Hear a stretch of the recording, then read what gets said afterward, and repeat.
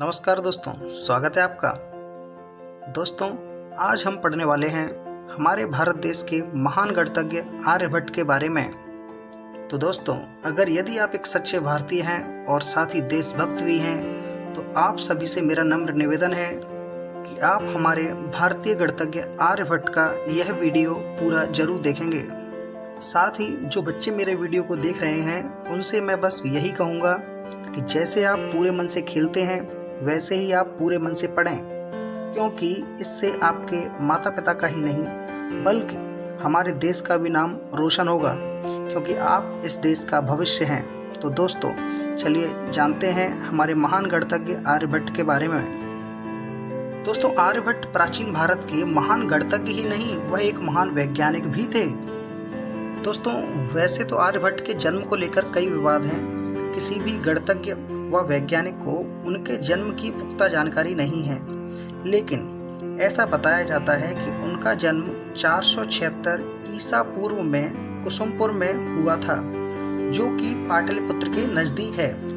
दोस्तों, मैं आपको बता दूं कि इस समय बिहार की राजधानी पटना है और पटना का पुराना नाम पाटलिपुत्र था। दोस्तों, आर्यभट्ट पहले ऐसे एकमात्र वैज्ञानिक थे जिन्होंने अपने जन्म की स्पष्ट सूचना दे दी थी। उन्होंने यहाँ तक बता दिया था कि कलयुग के 3600 वर्ष बीत जाने के बाद उनकी आयु 23 वर्ष थी। तो दोस्तों, इसका मतलब यह हुआ कि जब उन्होंने आर्यभट्टीय नामक ग्रंथ लिखा, तब उनकी आयु मात्र 23 वर्ष थी। दोस्तों, कुछ इतिहासकार ऐसा भी मानते हैं कि उनका जन्म पटना में नहीं, महाराष्ट्र में हुआ था। दोस्तों, साथ ही मैं आपको बता दूं कि आर्यभट्ट का सही नाम आर्यभट्ट है। दोस्तों, आर्यभट्ट के समय गुप्त वंश का शासक था और गुप्त वंश का ही शासन चलता था, और पूरे देश की राजधानी भी पाटलिपुत्र हुआ करती थी। इसलिए उसके आसपास के सभी इलाकों को पाटलिपुत्र के नाम से ही जोड़ दिया गया। दोस्तों, क्योंकि आर्यभट्ट बचपन से ही बहुत इंटेलिजेंट थे, तो जब वह बड़े हुए तो उन्होंने अपनी उच्च शिक्षा नालंदा विश्वविद्यालय में जाकर प्राप्त करना शुरू कर दिया। दोस्तों, उन्होंने विश्वविद्यालय में इतनी मेहनत से पढ़ाई की कि आगे चलकर वह उसी नालंदा विश्वविद्यालय के अध्यक्ष भी बन गए थे। मैं आपको बता दूं कि नालंदा विश्वविद्यालय उस समय विश्व का एकमात्र सर्वश्रेष्ठ विश्वविद्यालय माना जाता था, जहां कई देशों से विद्यार्थी पढ़ने आते थे।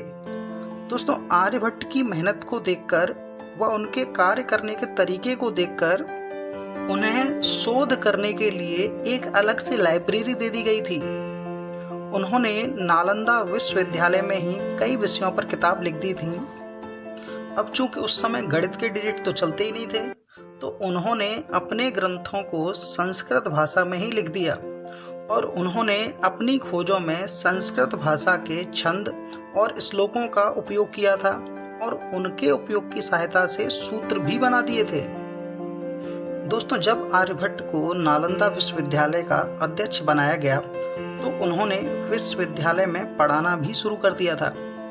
उनके पढ़ाने से मेहनत करने वाले छात्र बहुत खुश थे, क्योंकि मैं यह आपको बता चुका हूँ कि नालंदा विश्वविद्यालय में उस समय अन्य देशों से भी लोग पढ़ने आते थे।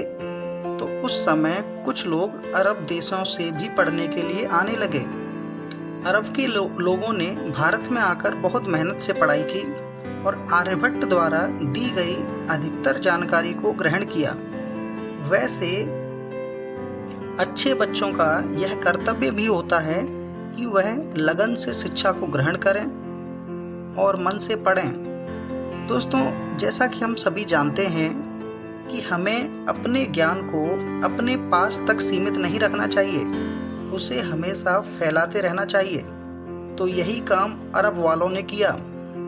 उन्होंने भारत से प्राप्त शिक्षा को अरब में फैलाना शुरू कर दिया और उसमें कुछ सुधार कर अपने तरीके से उसे लोगों के सामने प्रस्तुत कर दिया। दोस्तों, हर देश चाहता है कि उसका नाम हो और उनके नाम की वाहवाही हो, तो अरब वालों ने भी यही किया।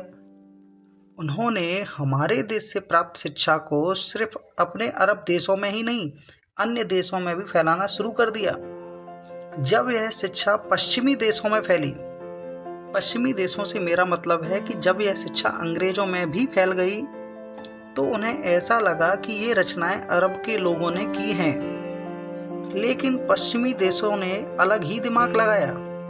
उन्होंने पूरी जानकारी को इकट्ठा कर दुनिया के सामने प्रस्तुत कर दिया और कुछ परिवर्तन कर कहा कि यह हमारी ही खोज है। दोस्तों, इसके बाद यह शिक्षा किस तरह फैली और इसके बाद क्या हुआ, इसके लिए आपको हमारे आर्यभट्ट जीवनी के पार्ट 2 का इंतजार करना होगा। उसमें हम यह जानेंगे कि भारत ने ऐसी क्या गलती की थी जिससे कि उन्हीं के द्वारा लिखी गई किताबों पर धूल जमने लगी है और दूसरे देशों ने उसका फायदा उठा लिया। साथ ही दोस्तों, दूसरे पार्ट में हम आर्यभट्ट ने कौन कौन से ग्रंथ लिखे उनके बारे में भी जानेंगे। तो दोस्तों, आपको हमारा वीडियो कैसा लगा हमें कमेंट बॉक्स में कमेंट करके जरूर बताएं। अब आगे कल के प्रश्न। कल का पहला प्रश्न था, who is the present home minister of India? Bharat के वर्तमान गृह मंत्री कौन हैं? इसका सही जवाब है अमित शाह। दोस्तों, साथ ही दूसरा प्रश्न था, who is the present chief minister of Delhi? Delhi के वर्तमान मुख्यमंत्री कौन हैं? इसका सही जवाब है अरविंद केजरीवाल। दोस्तों, इन दोनों ही प्रश्नों के सही उत्तर कमेंट में काफ़ी लोगों ने दिए, जैसा कि आप स्क्रीन पर देख रहे हैं। मैं इन सभी के उज्जवल भविष्य की कामना करता हूं। दोस्तों, अब हमारे आज के 2 प्रश्न। WHO का हिंदी व अंग्रेजी में पूरा नाम क्या है? हमारा दूसरा प्रश्न है, वर्तमान में विश्व भर में फैली महामारी का सही नाम क्या है? दोस्तों, इस तरह के और भी वीडियोज आगे देखते रहने के लिए हमारे चैनल को अभी सब्सक्राइब करें। धन्यवाद।